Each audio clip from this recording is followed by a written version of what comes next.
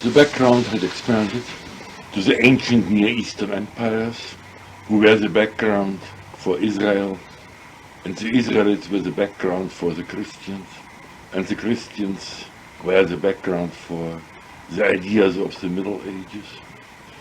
And in this manner, the pattern of a unilinear development of political ideas from a supposed constitutionalism of Plato and Aristotle through a dubious constitutionalism of the Middle Ages into the splendid constitutionalism of the modern period broke down.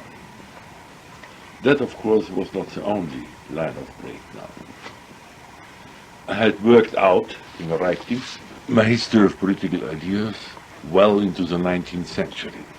Large chapters on Schelling, on Bakunin, on Marx and on Nietzsche had been written. On occasion of the chapter on Schelling, it dawned on me that the conception of a history of ideas was an ideological deformation of reality. There were no ideas unless they were symbols for experiences of an immediate nature. Moreover, one could not handle under the title of ideas an Egyptian coronation ritual or the Sumerian recitation of the Enuma Elish, E-N-U-M-A, capital E-L-I-S-H, on occasion of Sumerian New Year festivals. I was not yet in a position really to understand where the concept of ideas had come from and what it meant. Only very much later I discovered that the origin is to be found probably in the Stoic koinai enoiai, common opinions.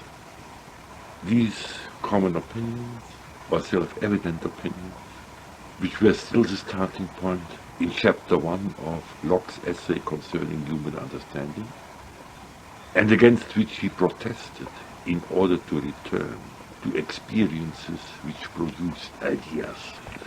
These various occasions for becoming aware of the theoretical inadequacy of my conventional preconceptions about history of ideas did not arise all at once and did not find immediate solutions.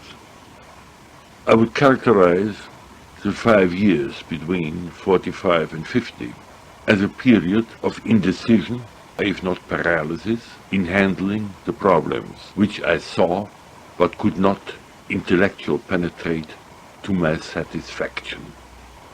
The work did not stop. I had to go on with exploring materials, and the horizon grew even larger during the war, because China had become fashionable, and the department had decided that I, with my linguistic facility, would be elected to teach Chinese government. That threw me into the study of Chinese history, and since it was a bit difficult to talk about the background of contemporary Chinese ideas without understanding classical Chinese ideas, their continuity into the present, and what of it had to be abandoned now, I started learning Chinese and learned enough to understand the symbols of the classics, that is especially of Confucius and of Lao Tse. This knowledge helped considerably in understanding Chinese thought and is still helpful today when I can recognize in the revolutionary operas propagated by Madame Mao Zedong the pattern of the ballet libretti of the Chu period, with the slight difference that the Chu authors celebrated the victory of the Chu dynasty, while the modern revolutionary operas celebrate the victory of the revolutionary armies. Still, on the whole, it was a period of theoretical paralysis, with mounting problems for which I saw no immediate solution. A breakthrough occurred on occasion of the Walgreen Lectures, which I delivered in Chicago in, I believe it was 1951. Here I was forced, in comparatively brief form, to formulate some of the ideas as they began to crystallize. I concentrated on the problem of representation and the relation of representation to social and personal existence in truth. The problem was obvious that, for instance, in the case of a Soviet government, certainly it was not in power by virtue of representative elections in the Western sense, and nevertheless was the representative of the Russian people. But by virtue of what? I had to go therefore into the problem, which I called at the time the problem of existential representation. This existential representation I found to be always the core of effective government, independent of the formal procedures by which the existentially representative government would achieve its position. In a comparatively primitive society, where the mass of the people was incapable of rational debate and forming political parties who have to select issues, a government would rest on traditional or revolutionary forces without benefit of elections. That the government was bearable was the result of its fulfilling more adequately the fundamental purposes for which we have government, that is, the securing of domestic peace, of the defense of the realm, of administration of justice, and taking care of the welfare of the people. If these functions are fulfilled moderately well, the procedure by which the government comes into power is of secondary importance.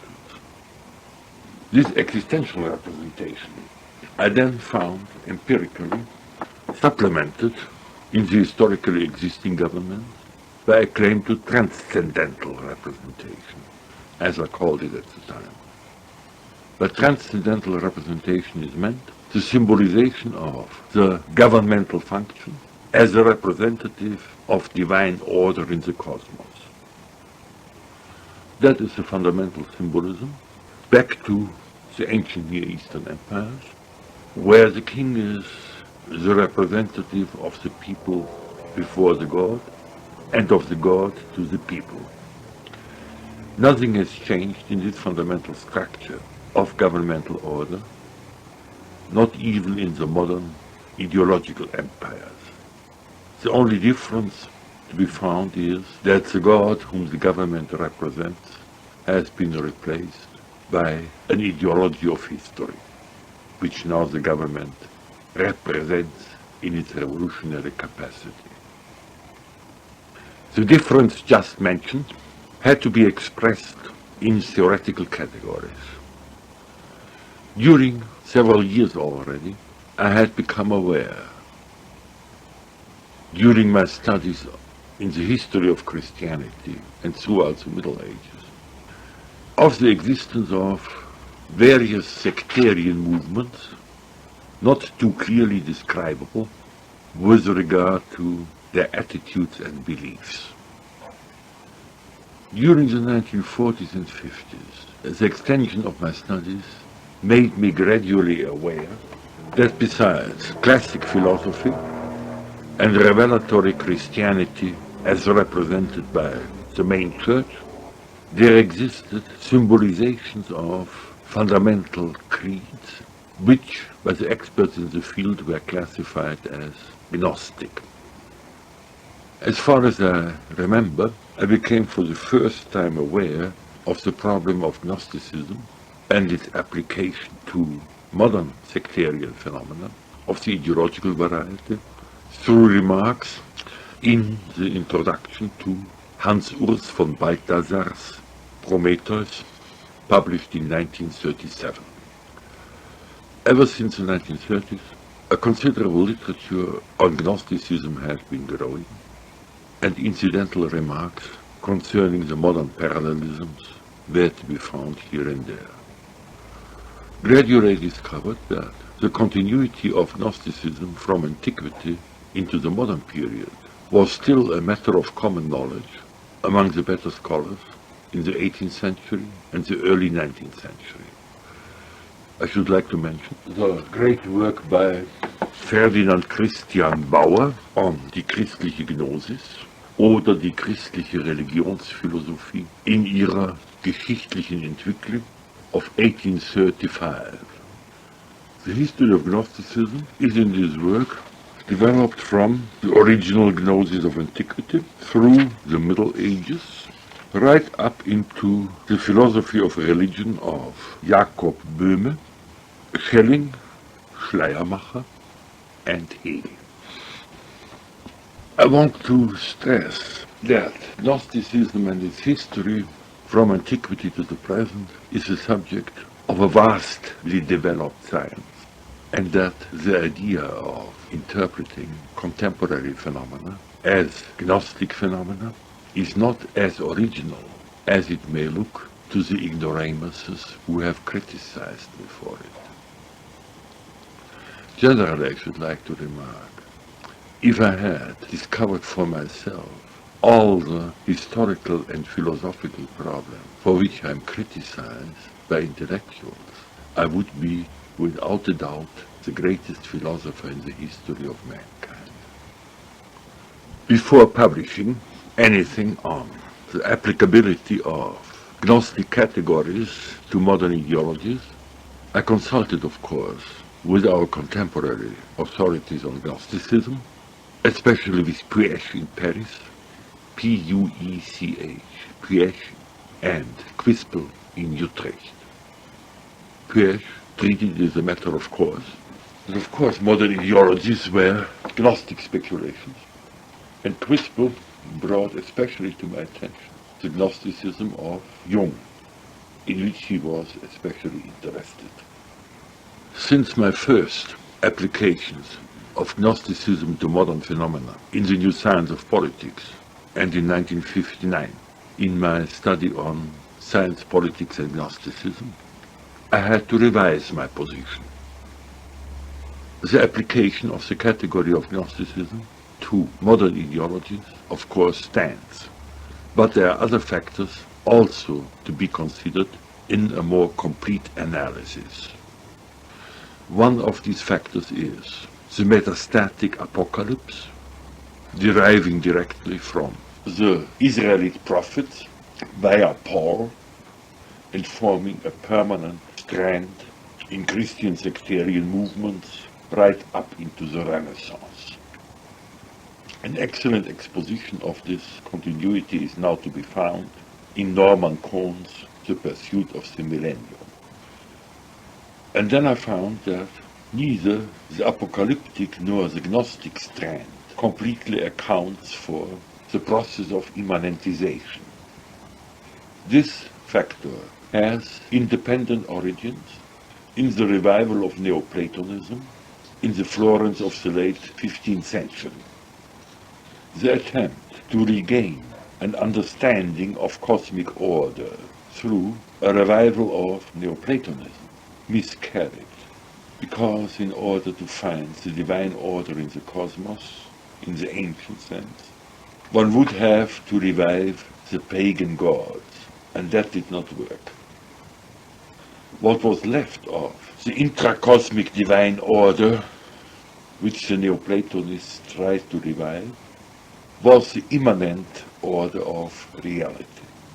An immanentism which, short of the pagan gods, had to land in the secularist immanentism, dominant today, after the Christian God had been thrown out after the pagan gods. Hence, the history of the experiences which result in immanentist constructions had to be explored.